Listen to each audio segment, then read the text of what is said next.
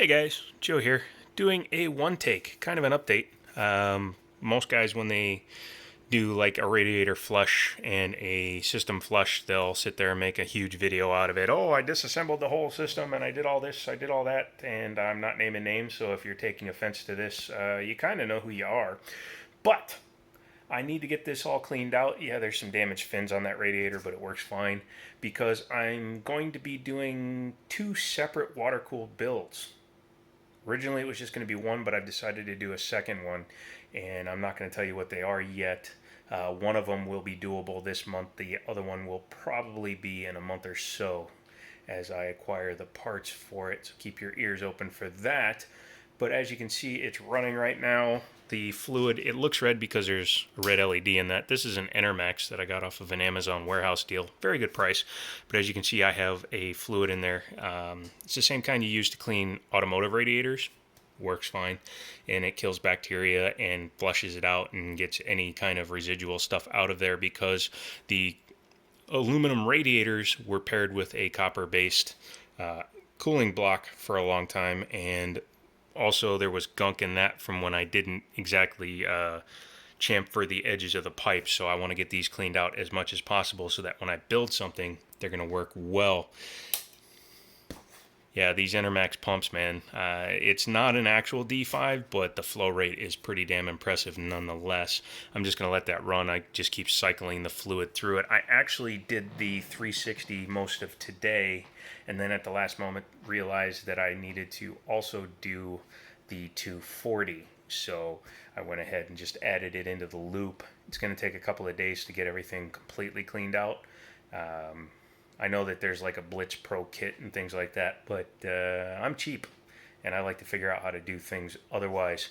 You can kind of see in there, I have a different graphics card in the AMD system. That will be another video coming out where I've modified the system a bit and added some parts to it to make it better, and we will see what the results come out like. I haven't actually done the testing on it. I've just done some basic stuff to make sure that all the components are working together properly, and they are, but I'll get the results and make a video on that.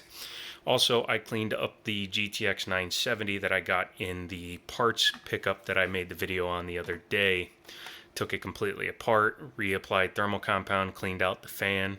The rest of the system actually wasn't terrible, the rest of the card actually wasn't that dirty, but the fan was horrendous, so I've got that all cleaned out. And I was going to do a mod that I've done before where I actually shave the green off, and then it is a white GeForce logo, and I might still do that. I haven't decided yet. If I do, I'll let you know on that. Additionally, coming over here, pardon the mess, drinky poo.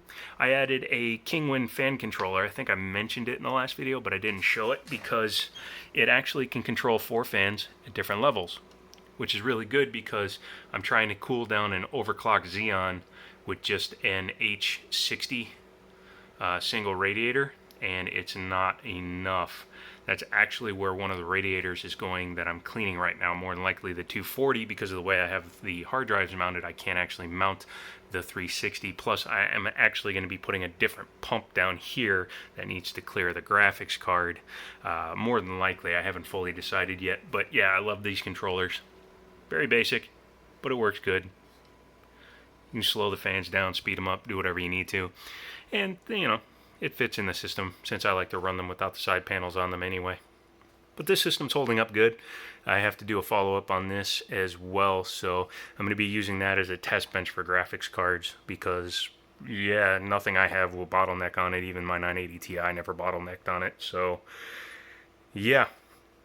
Next video will be a Fallout video. After that, you will start seeing this video, that video, and a couple other videos that I'm working on start trickling out. So if you like this kind of video, go ahead and get subscribed. You really should do that anyways because it takes 1 second and it will help me grow the channel, and it means a lot to me. So if you guys want to do that, I'd greatly appreciate it.